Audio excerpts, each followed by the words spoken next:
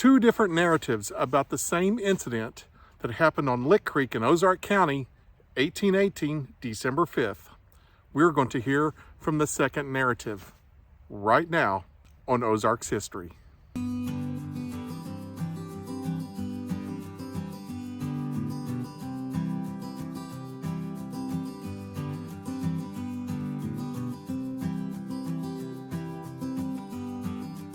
Hello and welcome to Ozarks History. This is Vincent Anderson, and we decided to come back to the cane break again and go back into Schoolcraft's narrative.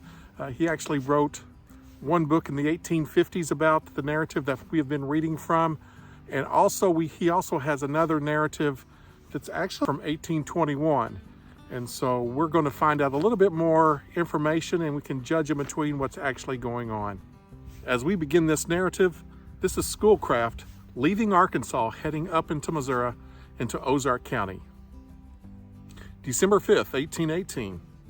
The rain ceased during the night and left us a clear atmosphere in the morning. At an early hour, we completed the package of the horse and, taking the reins, I led him to the brink of the river and with difficulty effected a passage. The cliffs which formed the western side of the valley presented an obstacle not easily surmounted. By leading the animal in a zigzag course, however, this height was finally attained. The prospect, as far as the eye could reach, was discouraging. Hill upon hill before us, with little timber, it is true, to impede us, but implying a continual necessity of crossing steeps and depressions. After encountering this rough surface about 2 miles, we came into a valley having a stream tributary into the great North Fork of the White River, which we had quitted that morning. But at a high point, this sub-valley, we found our way impeded by another difficulty, namely, brush and small canes that grew near the brook. To avoid this impediment, I took the horse across a low piece of ground having a thicket, which appeared to be firm. In this I was mistaken, for the animal's feet soon began to sink, and ere long he stuck fast. The effort to extricate him but served to sink him deeper, and by pawing to get out, he continually widened the slough in which he had sunk. We then obtained poles and endeavored to pry him up, but our own footing was continually giving away, and we at length beheld him in a perfect slough of soft black mud. After getting his pack off, we decided to leave him to his fate. We carried the pack to dry ground on one side of the valley and spread the articles out without deeply regretting the poor beast's plight. But then it occurred to us that if the horse were abandoned, we also must abandon our camp kettle, large axe, beds, and most of our camp apparatus, and another concentrated effort was finally resolved to go on. To begin, we cut down 2 small saplings by the means of which the horse was pried up from the bottom of the slough. He was then grasped by the legs, turned over, and brought his feet into contact with more solid part of the ground.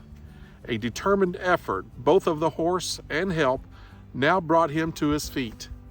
He raised himself up, and by pulling with all of our might, we brought him on dry ground. I then led him to our place of deposit, and by means of bunches of sere grass, like this right here, broom's edge, we both busied ourselves first to rub off the mud and the wet, and afterwards to groom him and to rub him dry. When he was properly restored, it was found that he was able to carry his pack saddle and pack. He was led slowly up the valley about 3 miles, where we encamped. The grass in this little valley was a nourishing quality, and stopping by early, we allowed him to recruit himself. We did not estimate our whole distance this day at more than 9 miles. So that's December 5th. Now on December 6th, we're going to learn a little bit more about the name of our horse and what actually happened after that. So they got stuck there at the confluence of the Possum Walk and Lick Creek. Then they're walking up Lick Creek Valley, and they're going to head up that valley about 3 miles. December 6, 1818, Butcher. Our horse's name's a Butcher. Butcher had improved his time well in the tender grass during the night and presented a more spirited appearance in the morning. We were now near the head of Bog Brook, which we had been following, and as we quitted its sides, it would be long remembered for our mishap. And we began to ascend an elevated bleak track of the Macama, or Knife Hills, so called, over which the winds rushed strongly as we urged our way. Few trees were seen on these eminences, which were often bare with a hard, cherty footing, sometimes replaced by clusters of brambles and thickets. In one of these, a valuable couteau de chasse, or a hunting knife, was swept from its sheath at my side and lost. I was now reduced to a single knife, of the kind fabricated for the Indians, under the name of scalper. For a distance of 16 miles, we held our way in a south-southwest course, turning neither to the right nor the left. As night approached, we found ourselves descending into a considerable valley caused by a river. The shrubbery and grass of its banks had just been swept in fire in the fall, and a new crop of grass was just rising. We formed our encampment in this fire-swept area, which afforded Butcher another benefit, and made some amends for his scanty fare among the bleak eminences of the Ozarks. This stream proved to be the little North Fork of the White River. We here dispatched the last morsel of our turkey. Ouch! This next day, December 7th, 1818, we'll wrap up what we're going to cover today in Ozarks history and our journey through Ozark County. December 7th, 1818. The ascent of the hills which bounded the valley on the southwest was found to be very difficult, and when the summit was reached, there spread before us an extensive prairie of varied surface. Trees occasionally appeared, but there was no place so thickly diffused as to prevent the growth of a beautiful carpet of prairie grass. When we got done about 6 miles, a bold mound-like hill rose to our left, which seemed like a favorable spot for getting a view of the surrounding country. We had been told by the hunters that in traveling 15 miles about west, we should reach the settlement at Sugarloaf Prairie, and on the main channel of the Unica, the White River. Unica, White River. Unica is Latin for unique. So this area is the Unica. The Unica or White River. But on reaching the summit of this natural outlook, we could descry nothing that betokened human habitation. As far as the eye could reach, prairies and groves filled with undulating vista. On reaching its foot again, where our horse was tied, we changed our course to the south, believing that our directions had been vague. We had gone about a mile in this direction when we entered a faint old horse path.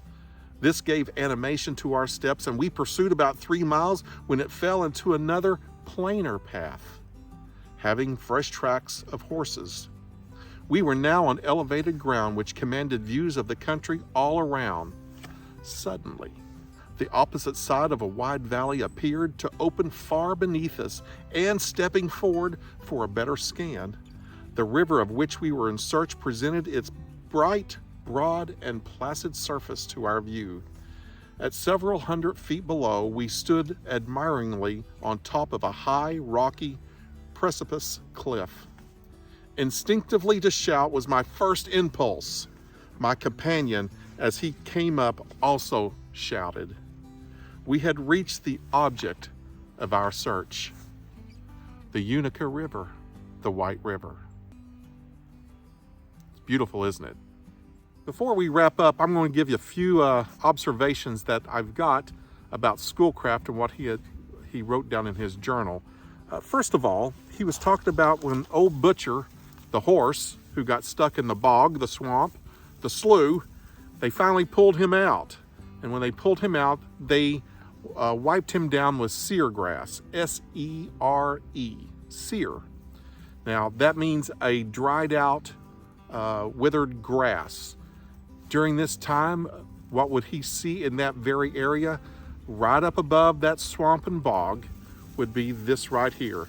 This is called Broom's Edge, and it grows all over the valley in Lick Creek Valley there around Mammoth and the confluence, the Possum Walk and the Lick Creek. So this is called Broom's Edge. Remember this stuff as a kid. Our field, which is down there by the swamp and bog, about 400 yards from where he got stuck, where my childhood home was, our field was full of this. One thing I do remember about this, when it burns, it has that charry smell. Oh my goodness, it brings back childhood memory. I love the smell of this burnt grass right here. It has this nice char to it. It's kind of a sweet char. So they took this sear grass, most likely it would be Broom's Edge, because that's what's the most abundant down there, and it is a natural prairie grass. They took the Broom's Edge and then they started wiping down Butcher to dry him off and get him ready for the trip to restore him. Another observation I would like to share with you is that Schoolcraft called Lick Creek Bog Brook. And we did not have the name of Lick Creek then, but he gave it Bog Brook because of that bog or the slough or the swamp was there that his horse was stuck in.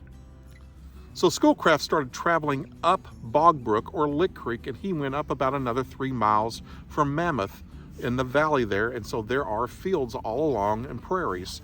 So after about 3 miles, they rested there and they camped, but then they turned and went up those hills there. And that's what he calls the Macama or the Knife Hills.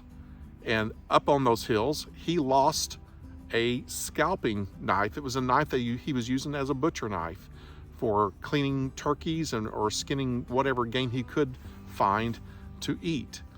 So I am from the Ozarks, and I'm here trying to pronounce French for hunting knife. And he lost a hunting knife as you go up Lick Creek about 3 miles and you head up the hills. He lost his hunting knife up there. And it is called a couteau de chasse. I probably screwed that up. It's okay, I'm from the Ozarks. I was not taught French.